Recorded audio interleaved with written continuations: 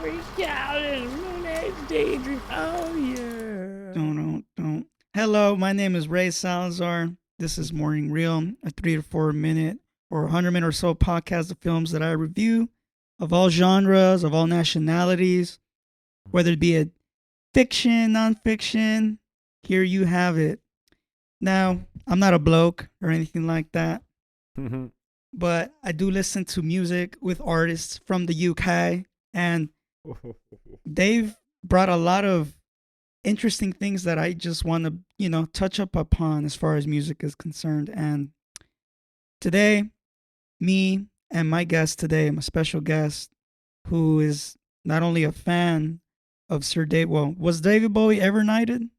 No, I don't think he was. Well, fuck it. I'm going to knight him right now. There you Sir go. David Bowie. There you go. Sir C minus. Yeah.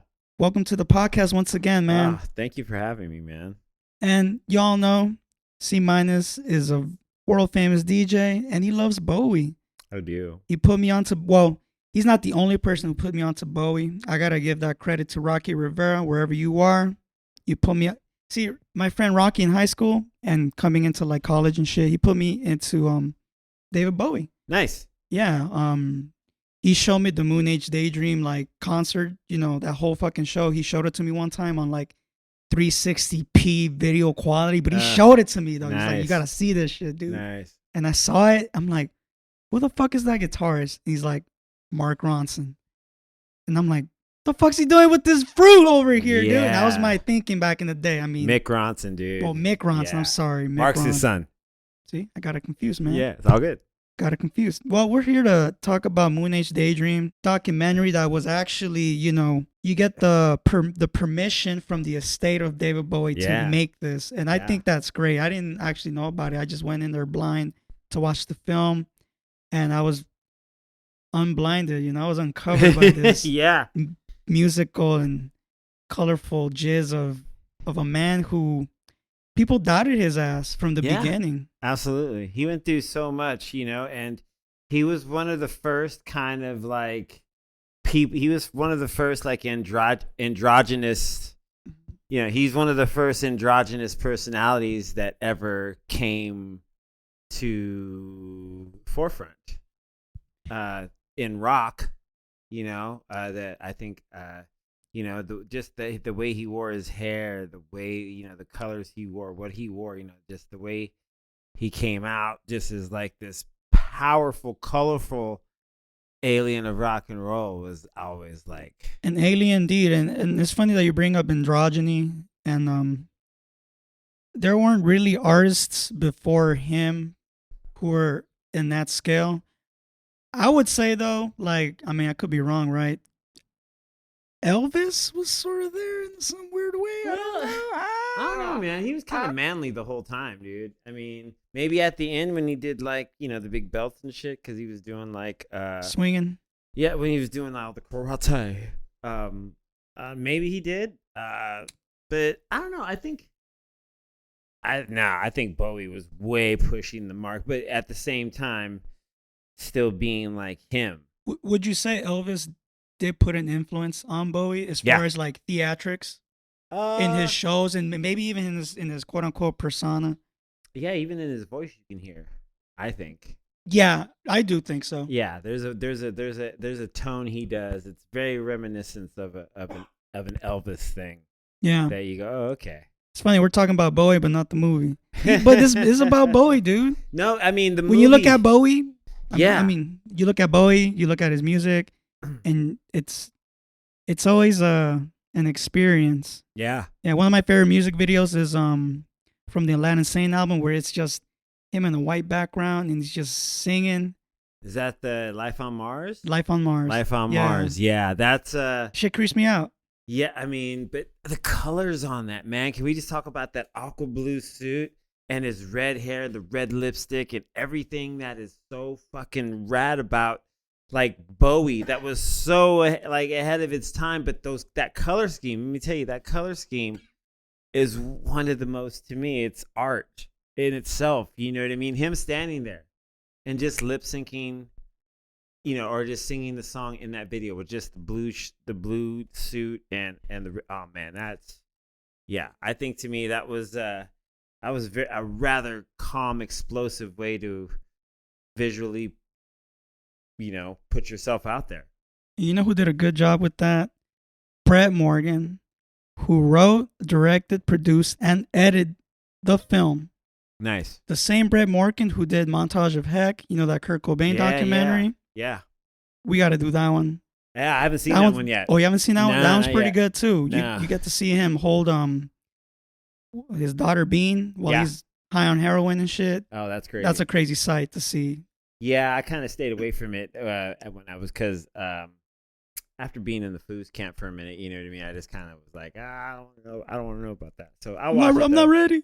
Yeah, I don't want to know. Nah, you're never ready for shit like that, man. I definitely was not ready for Moonage Daydream. No, man, it was a really beautiful, and like I said, one of the things I loved about the film is that it starts off, there's that black planet Earth shot, you know what I mean? And you see the stars and it's black and white, right? And then when it just comes into the footage of him playing, and then all the just cut the cuts of it, oh man, it's so good.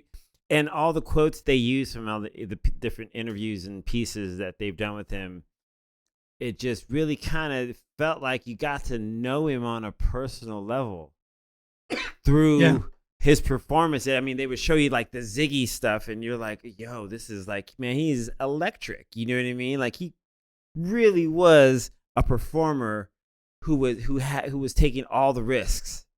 Yeah. And every day. Well, every show. Yeah, every show, dude. And his band was so badass, dude. During all the young dudes. There was this one part where the way he was like, I can't say singing the song. It wasn't singing no more. It was more like he was like giving orders, Yeah. Like very badass, like very punk-ish. Like to me, like what I was looking at for that moment was like punk. Yes. Straight the fuck up. Absolutely. I don't care if he was wearing pink, yellow, it was punk. No. I mean, a lot of people have stated, I've read in different pieces when, people talk about the origin of punk rock, that Bowie aesthetically was punk rock and not even knowing. You know what I mean? Right.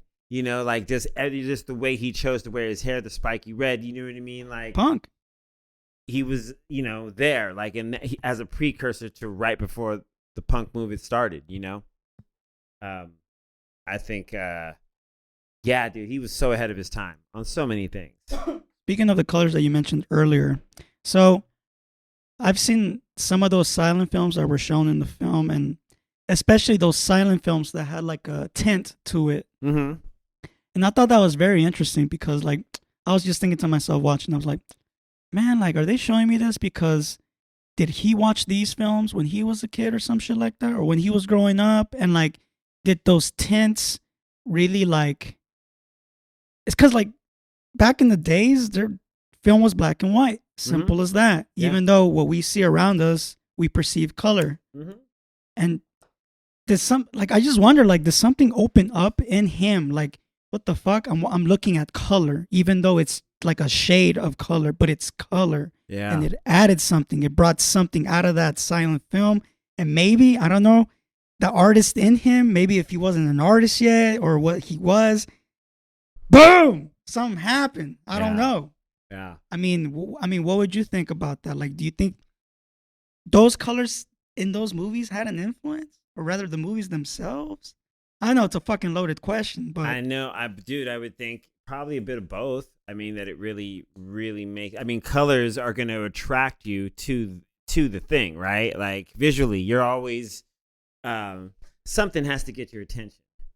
And I think the colors are probably one of the things that, like, that make you go, what's that?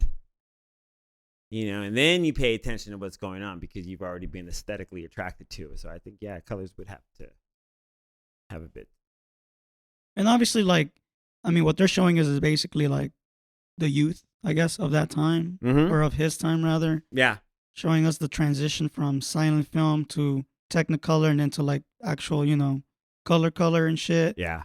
So, yeah, I just wonder, like, if he wanted to kind of like make his not make his performances, but like make him seem like I am a movie in a sense. I am a Technicolor film character or superstar. I think that was evident in the color he chose for his hair.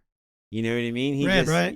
Just that it was a bright. It's this red. You know what I mean? Yeah, this red that we're this is like putting a our fingers super on. candy apple red. You know what I mean? Like a Raggedy Ann or Andy red. Like the hair that's on those two Wendy's red. Wendy's red. If not, like, the most ginger of all gingers. Without even being a ginger, right? Yeah, just total red. Not even being ginger, just total red. Just like 100%. Like, and so, and then he also wore like the blue makeup. And so it was like, He got dudes wearing makeup. Yeah, dude, yeah. It's crazy. Yeah, dude. That's before, like, we talked about this earlier. But Mark Bolan was happening at the time too, right? T-Rex and all that. So glam was happening. Glam was, speaking of glam, fucking, you know why I always confuse him with Twisted Sister? Oh, D. Snyder? D. Snyder, but, I can't fucking remember now. Just fucking weed, dude. Hey, man, we're smoking some good. Yeah. By Kanji, I don't know if this information is disclosed, but, I will, I'll cut it off here. Hey, dude. But this insane brand product from Green Thumb Farms. Yeah. God, you got us going, dude. Hey, what did you think though, man? Like, I wanted to ask you, like, as you're, like, I know you're a cinephile to the utmost, and you appreciated the film. What did you think, like, of that? How awesome did it and clear that footage looked, and the colors came out? I'm only disappointed and almost ashamed that we didn't get to see it in the theater. Yes, because obviously it would look much better. But I think at the New Bev Theater, if I'm not mistaken, there's a certain month where they showed the concert film. Really? In 35, yeah, and I think it's those like special prints. Okay. Like those metal prints or whatever and shit. Yeah. Kind of like the print that we saw with Prince, the Sign of the Times. Yeah. That type of print. Yeah. Good print too, man. I miss seeing that movie. Yeah. I would like we got to see it again. Yeah, I do. One of the things I think as soon as because I loved how it really starts off with all the Ziggy footage and them in concert and then the video and just like him doing press and all that stuff. I really loved how clear all that was, and it was so in your face, and it was like intimate. But you're watching the rise of something you like no one could explain. You saw like the way the girls and the guys are going crazy for him. Girls were just like if somebody if their mom died. But even then, if their mom died, they wouldn't care because it's like, is Bowie okay? Yeah, dude. It was like Bowie mania was a thing. I kissed him next to the bitch who was crying, dude. Dude, hilarious. Not hilarious, but it's hilarious. Dude, I saw dudes cry. Yeah, for real. Crazy, but yeah, then again, emo. And I like how it kind of segged. It went through the eras. You know what I mean? It went from Ziggy to the Thin White Duke. Which is your favorite era? That is my favorite era because I just love how fucked up he was. What's the best song from that era? Station to Station is an amazing song. That's pretty good. Stay off that record. Stay is good. Stay is amazing. Diamond Dogs is kind of considered because that's right, but that's the last of the Ziggy albums. Glam as Hell. Yeah, I think it's Glam as Hell. And that had Sweet Thing. Oh, Sweet Thing. That song's so good. And then also TVC 15. That whole Station to Station album is, to me, it's amazing how he says it's like his ode to Kraftwerk. Like it's like he was into krautrock at the time, so he was like, but it's also dancing and disco. You know what I mean? So it's amazing how. Also, that album, that's the one album that was done here in LA. Coming back to your question earlier, like how clear the footage looked, I was really like kind of touched how the style of the story was being told, which to me was like a lot of montage type, editing or whatnot. And I like the fact that there's no talking points. There's no interview. Well, there's no like, if Bowie were to be seated today and taking an interview and shit, the interview style. There's no interview style. Interviews in the fucking interviews. Yeah. Whatever was filmed in his lifetime. Yes. Because, he's not around no more. But even if he was around, I don't think he would be in this film. And I've thought about that too, like with Bowie, because you know the estate, you know, said, "All right, cool, make it." Yeah. Would he been like, you know, let me be in this, or like, let him take care of it? Dude, I think, you know, Being that he's a creative and shit. yeah, he was so creative. I mean, obviously, if he was alive, that film would not be made. Like, just because, Because I'm not dead yet. yeah, he's not dead. There's no way to look back. But I'll say, you know, the fact that maybe he did see that film before he passed. You know, I mean, or I don't know, because it was just, it's such an amazing, like you said, the way his story is told through his own words. And even if they didn't have the visual of the words he's speaking, they're showing some amazing footage behind it. Yeah. So it's like, oh my God. So you really feel like you're in there.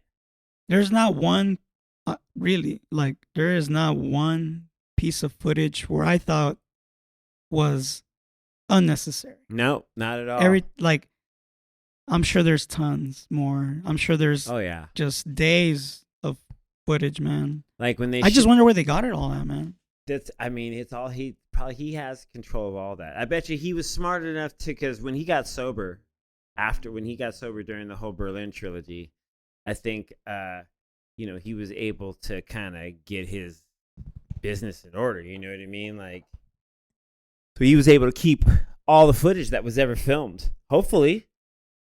But either way, like, you know, that dude had his shit together at the end. I mean, from the moment I think he kind of got sober.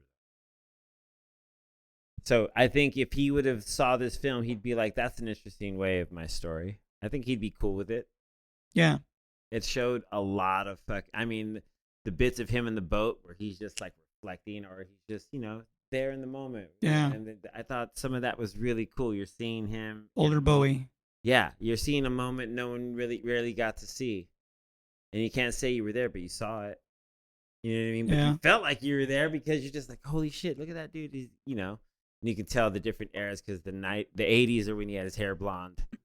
And, you know, Let's Dance. He's got, like, you know. Love that song. And then that's just turned 40, dude.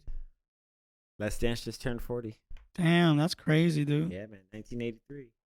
Yeah, man. So, I think it was just amazing the way they kind of, they told they could have been as abstract as they wanted to be with anything Bowie, because he was more than likely for it. But I think the way that they told the story with those interview montages, and they would kind of break into song for a second, and they kind of went down the timeline. I think that was really cool, and that was different.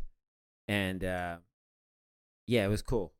And they went into, you know, his marriage with Iman, and yeah, like, dude, you could tell he was happy. You know, he was in love, and that's a beautiful thing to see. You know what I mean? Because, like, there was that part where he says, you know, he would have never gave it any thought beforehand, you know, but when you meet that one person, it just happened. It's crazy because towards the beginning of the film, they were like going in on his like sexuality or whatnot. I mean, this was like still early 70s, right? And this, you know, he was in his career. Way early 70s, and he was like, you know, he was. Did you ever read? There was the first interview he ever did in Playboy where he admitted, like, he's like, yeah, I fucked a dude, big deal.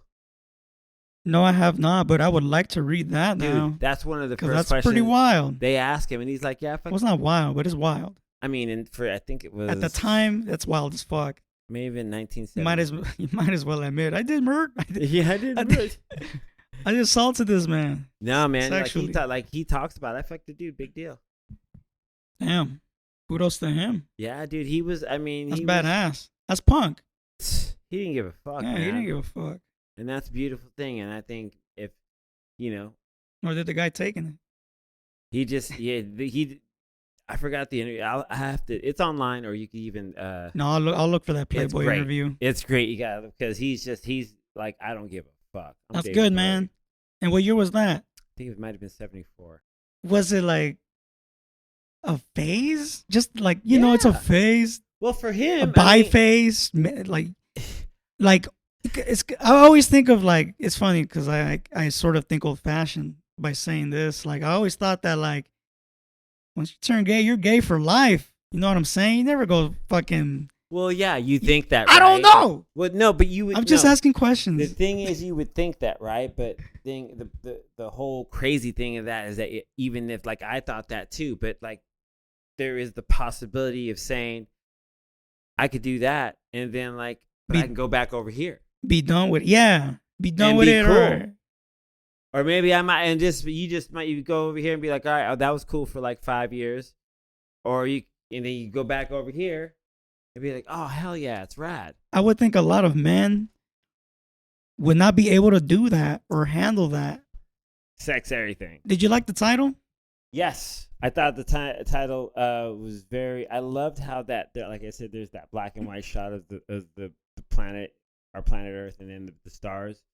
How they just kept that was like a theme throughout. Like it was in the cut. You know what I mean? When he'd be doing some really kind of deep kind of quote or just like line he was saying. I thought it was that kind of reminded me of like the title, because you would just go out to this super like kind of just black and white thing, and you hear that voice of Bowie saying whatever he's saying, and then when it sucks you back in, it's this like color, like yo, amazing color. And it was also so good to see all the film, you know what I mean, like you see the difference of film compared to that was used in the 70s compared to of a documentary shot now, you know what I mean? Oh, totally. I mean, some of that stuff is like 16 millimeter footage, just very like what would be that times like handy cam and all that stuff. Yeah. Very, within the space. Would you have thought of a different song to name the film to? Ooh, it's funny, dude. I thought that earlier because I got up this morning and I watched. Because they pretty got it right with the title they have, which Absolutely. is Moonage Daydream.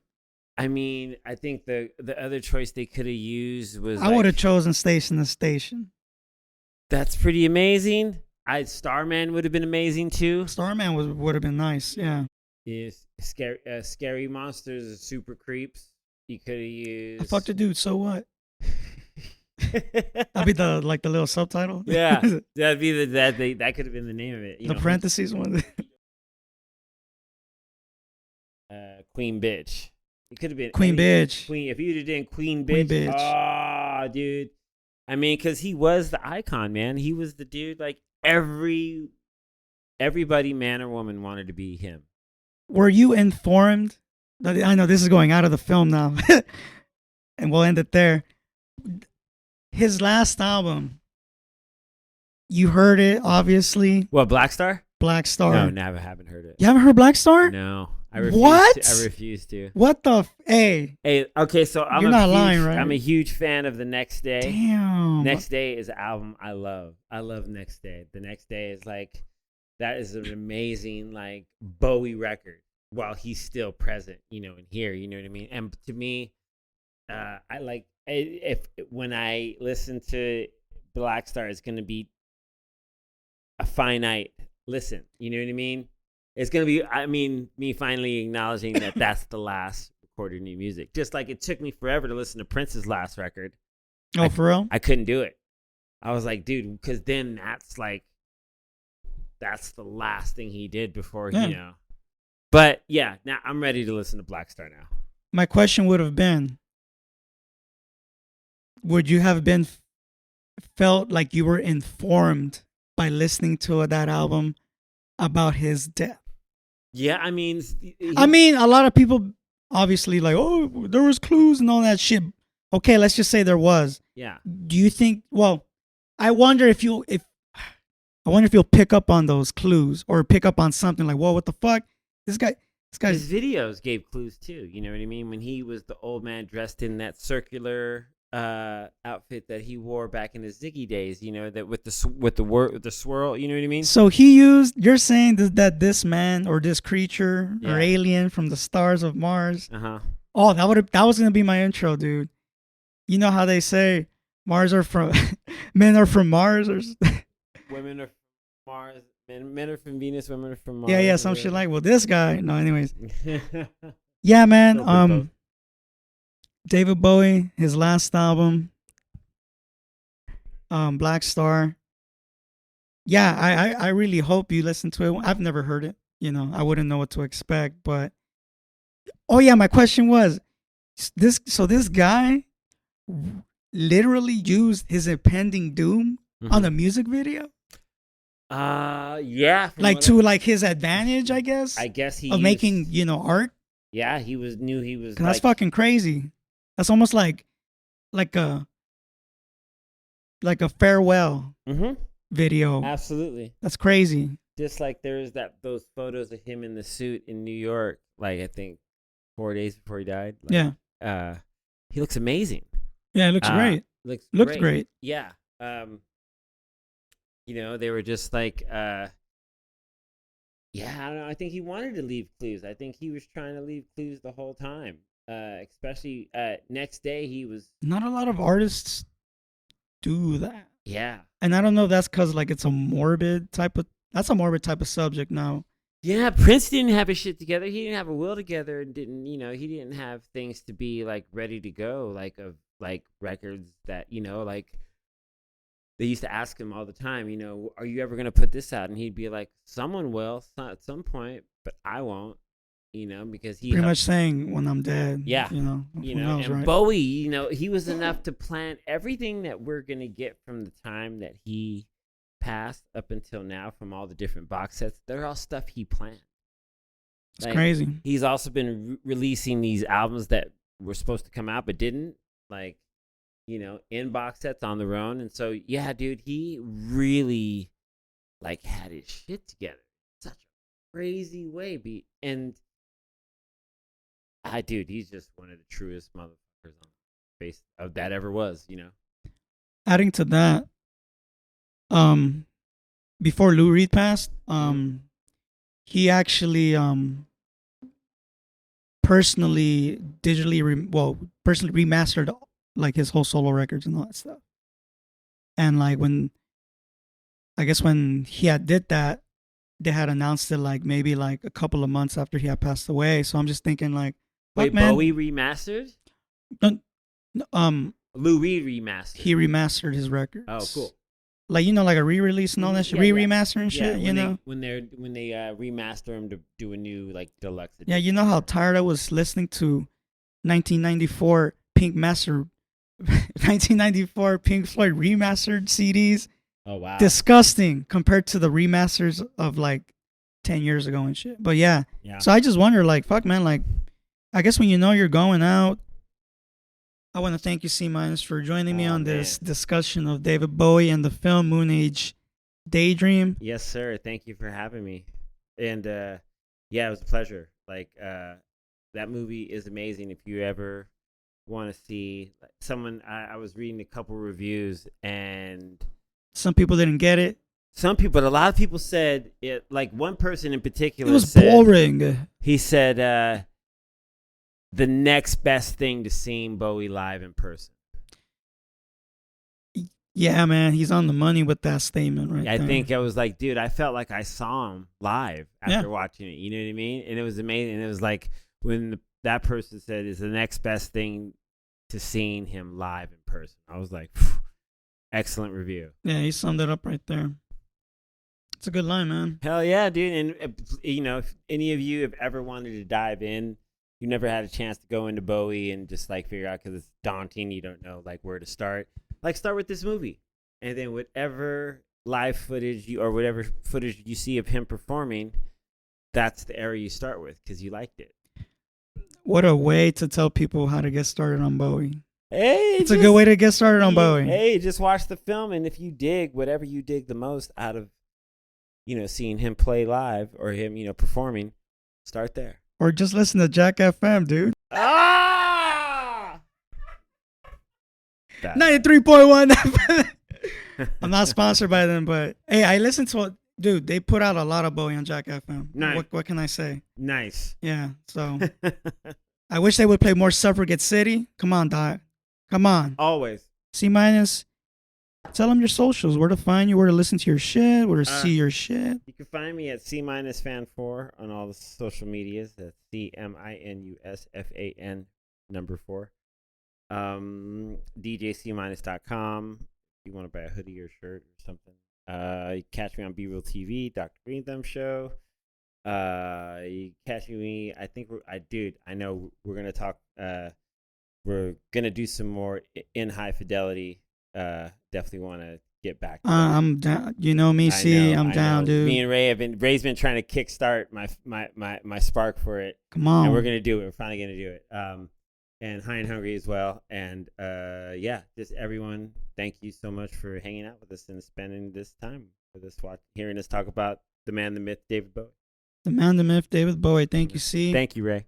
And thank you for everybody tuning in. Follow Morning Reels on your typical music or audio podcast platforms, such as like Google Podcasts, Apple Podcasts, iHeart, you name it, not Spotify, YouTube, Spreaker, man. Follow me at Morning Shot Films on IG and YouTube. All right, guys, on to the next one.